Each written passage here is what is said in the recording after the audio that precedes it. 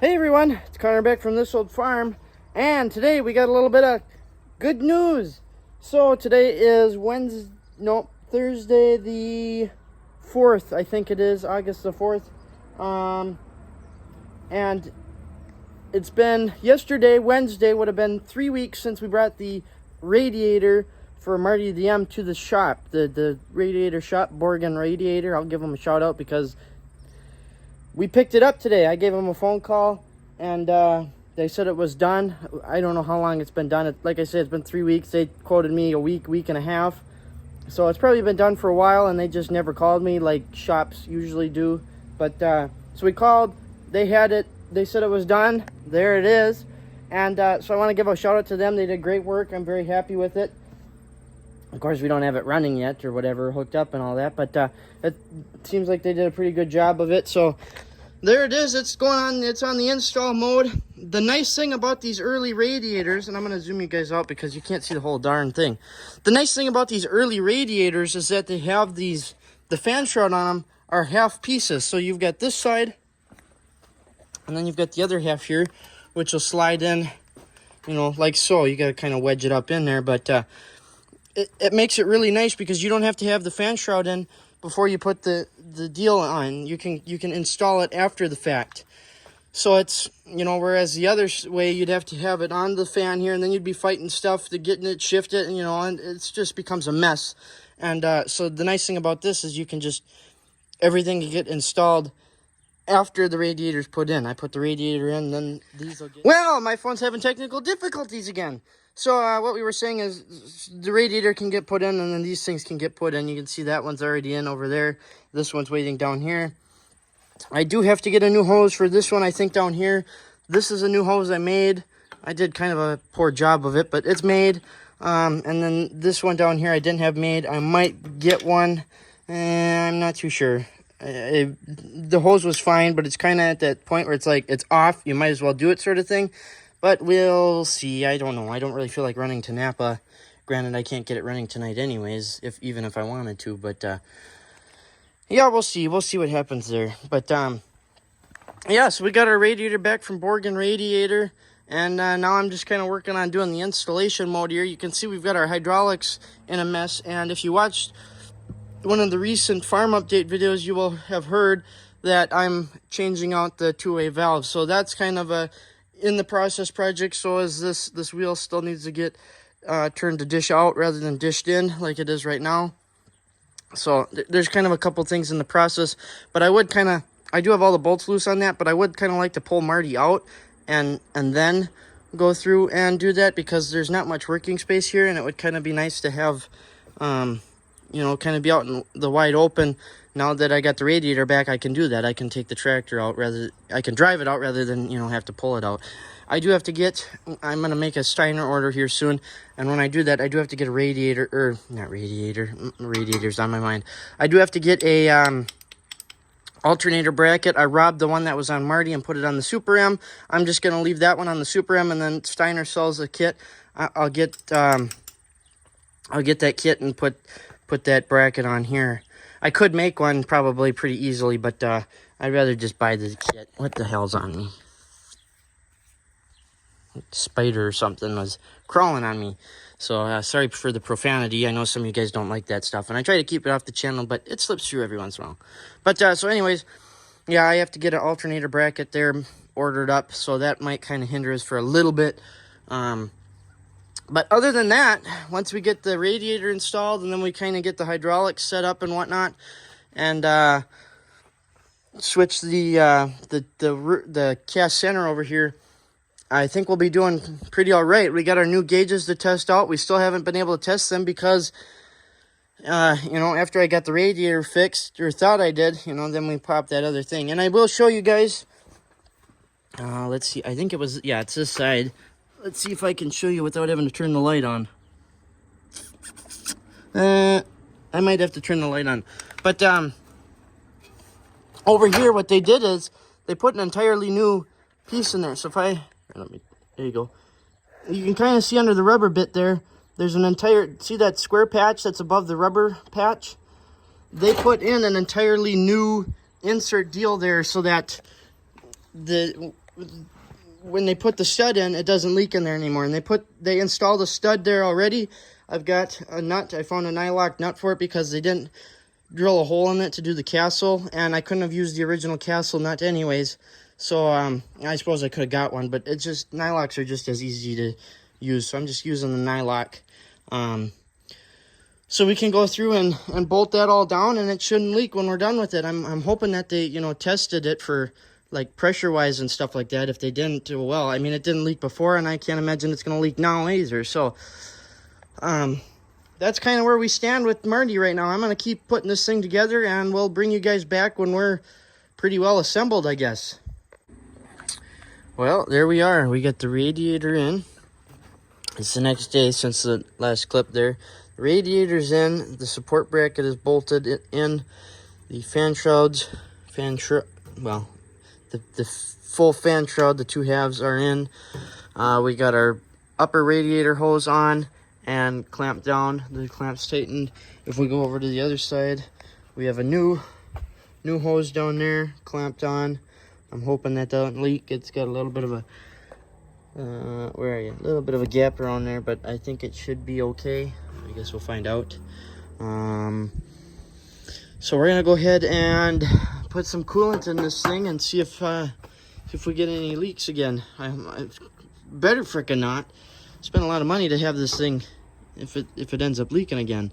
I do still have to get an alternator bracket like I was talking about, or I might steal the one back off the Super M. I'm not too sure yet. And I would like to start this up once we get some coolant in it, start it up and drive it out of here so I can dink around with this wheel over here. So to do that, for one thing, I got to get the wheel weight kind of fixed up there a little bit. And then I got to get this hydraulic hose, which is the pressure side coming out of the pump, put into the return feed. So it basically just does a loop, essentially, since I don't have a two-way valve on here. So that's kind of where we're at right now, I guess. So I'm gonna start putting some coolant in this thing. I'm not gonna film that because really it's straightforward. You dump your jug down there and the neck up here. It's not too hard. And I do have to tighten this cap on the end yet too, but nothing's rubbing. Everything's fits nice and good and all that. So we're getting there. Well, there you go. It's alive. We're not quite totally together. We don't have anything for the alternator. I just kind of rigged it up there and put the belt on the alternator to have it, you know, so it doesn't get caught up in the fan and chewed up. He's kind of running a little rough, but, you know, it hasn't ran for I don't know how long, so kind of expective of that. But there we go. I don't see any leaks yet. I guess we'll see how long the battery lasts. We don't have any charging.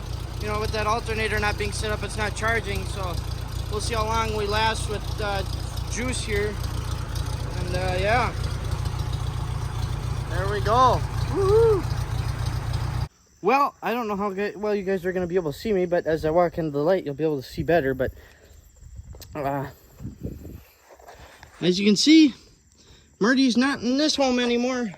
He's if we swing over to the other doorway here, he's back over here in his spot. Back in his spot. And I'm not too sure how well this is going to be a spot anymore. The pulling in crooked like this, with me having flipped the wheels around. Oh my gosh, excuse me. Having flipped the center so that it's dished out rather than dished in. There's another one. The wheels sit out just a touch wider, and so, oh my goodness, you'll have to pardon me. I just had a drink of pop because I was getting thirsty. So that's why I'm burping. Anyways, we don't need to be talking about that.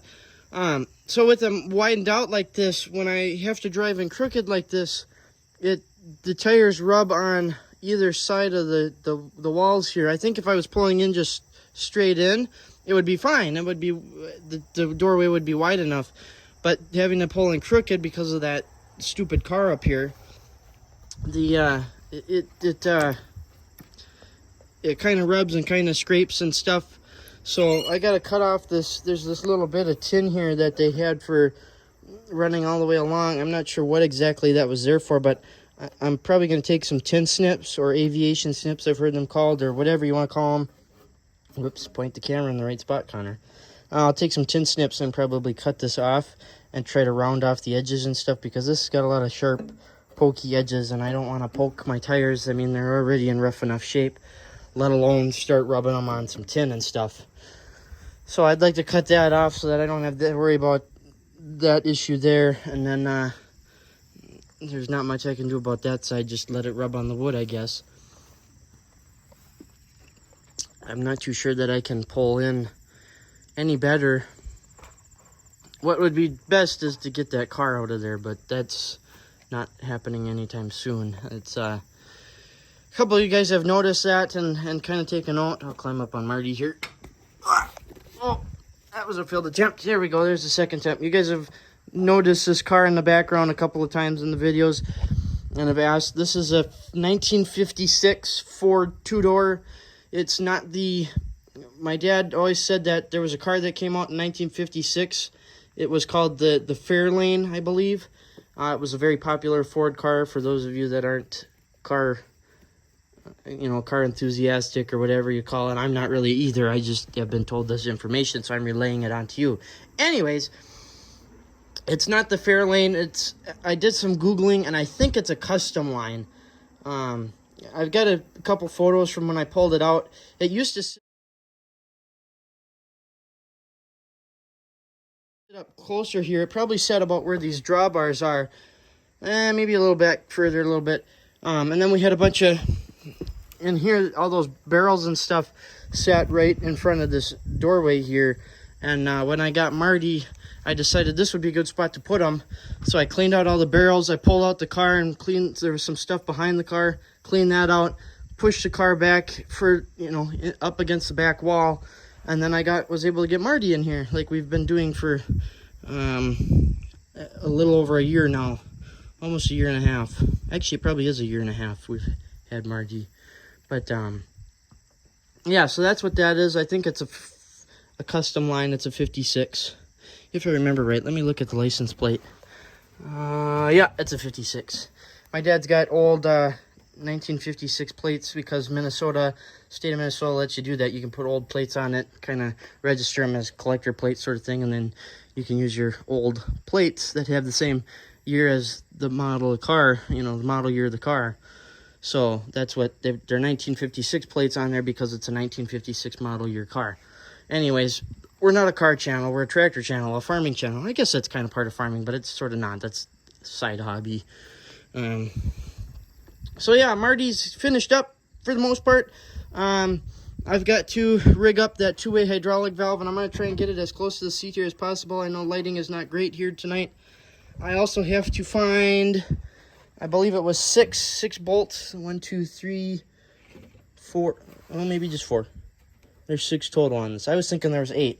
I have to find 4 of the clamp bolts, whatever you want to call them. When I was pulling them off, you can see, if I move the chute bag here, you can see they all broke just right like that. Just the nuts came. It really didn't take much to break them all. So, and I have the ability to find some. Let me turn off the camera here and I'll get a flashlight going. So there, you can see we got, missing clamps. I also have to find, I went through and bought some bolts from Menards, some regular bolts. They don't have the square head on them. You can see it's got the hex head. And the problem with those is when you try to tighten them up, they spin in the bore there. So those are no good to me. I'm going to have to see if I can return them to Menards. But they were so rusted and stuck into the wheels because I think they've been on there probably since factory new, is my assumption. But I had to hammer them out. Well, of course, that I did put the nuts on the end, kind of like this one is. And what happened is that, well, I didn't have it on as far as this one is, and it ended up kind of mashing up the threads even with the nuts on. So these are actually 2. You can see this. Ooh, come on. Oh, for crying out loud. You can see how the threads are kind of mushed sideways. And then over on this side, I don't have the wheel weight on this side because I had to take the hammer and mash all these. And some of these might still be usable, but I'd rather just find some good used ones. And I may contact, I'll either maybe look on eBay or I'll contact, there's a guy down in Austin, Minnesota, and I might contact him and see if he can send a set up, maybe 2 full sets up, and then have the other 2 that I had on the left side there, save them as spares or whatever, for whatever reason. If I somehow manage to break one, we'll see. But when we were talking about, there's a 400, what was I thinking about? When we were talking about the clamp bolts, that's what I'm trying to spit out here. If we come over here, we got that parts M over here, and I've got it's got all of the clamp bolts. So the issue is that they've been rusted on, so I got to try and I just finally got this fancy little vice. It's got this goofy little thing on here, but it works super great for square-headed nuts because this deal shifts here, so it actually gets a nice square bite on there. So now I'm gonna have to pull out some heat and the socket and try and get that off of there now that I've actually got a way to hold that on. So I've got all, 4 that I need. This side's a full set too. I'm gonna try and pick out the best. Of course, I probably won't use the ones that are in the ground right now. I'll try and pick out the best, and wow, the bugs are nasty, and get that sorted out. I did have to, we'll come over here to the Super M, which still has the hay rake behind it.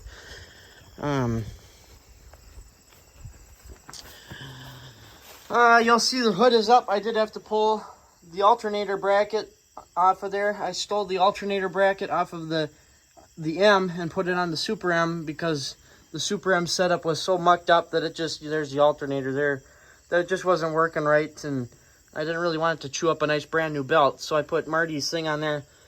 You can order them deals. I'm gonna shine this in my face. You can order them bracket deals so that you don't have to go through and make it. We could make it, but I don't really feel like making one because, wow, you guys are really bright. Because it's just such a pain in the rear end. So I'm gonna go through and buy the Steiner one. That and the Steiner kit comes with the adjustment rod, or the adjustment bar, I guess I'll call it. That the one that's on the Super M now is the factory one, and the factory one, they just had a single hole drilled in it. They didn't have a slot drilled in it like most do. And the reason being for that was because from factory, they of course had a generator, not an alternator. And on the generator, the belt pulley, the belt pulley, I guess, on the front of the generator was actually, I believe, what they call a sheaved pulley. And so it's like the water pump pulley. Half of it is stationary, half of it's threaded. So you'd spin it in or out depending on where you needed your adjustment. So that's why they only had one hole drilled in that upper bracket. So with the Steiner kit, it's a slotted bracket. And see, that way you can pull the alternator back like you would on a car or such. Unlike with the generator, you would tighten up that pulley or whatever. So I'm going to go through and probably order that kit on Steiner. And then I can put the brackets onto the Super M because Marty's already got that kit on it. So it's good to go with that tractor. It's just the Super M that needs a little bit of help. So we'll get that ordered up. We'll also get they finally got the International Harvester reprint, mufflers like what Marty has. I'll come over here and show you guys. It's got the